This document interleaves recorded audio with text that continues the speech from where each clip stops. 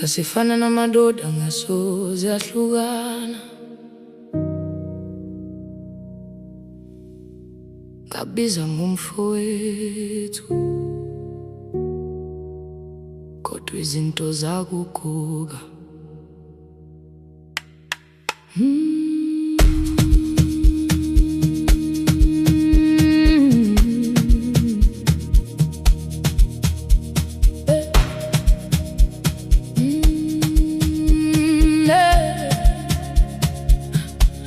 Wangumuntu engimshayelayo wokuqala, izinto zinyambela kabi, ngangacabangi kabili ngawe, ngoba ngangazi ukhona ngami.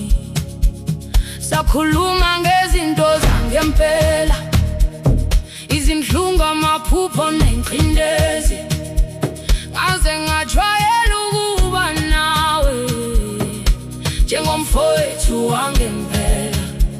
Kodwa wakhala ukuthula kancane, wakhala ukuba kude nami.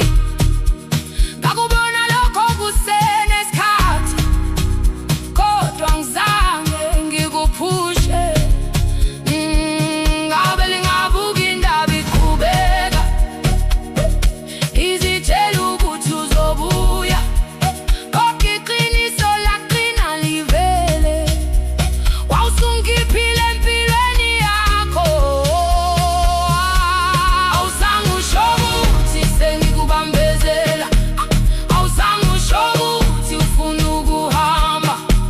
Wanginika ibanga kuphela, nokuthula kwakusho konke.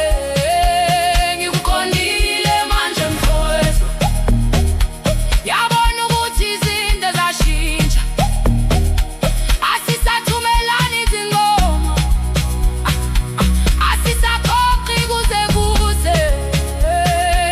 Ngikuqondile manje mfowethu, mhlawumbe wawufuna ukukhula wedwa, ngakho wangishiya emuva, ngaphandle kokusho lutho.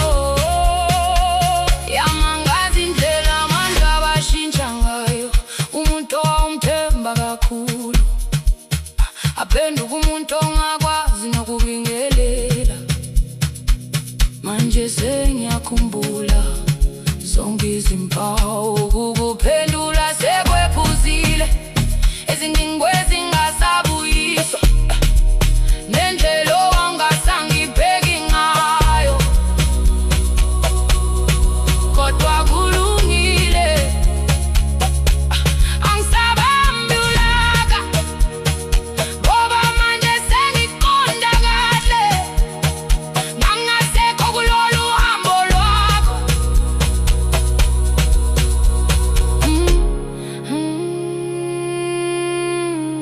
Ngamphali lokhu kuze silungisane, noma sibuyisane futhi.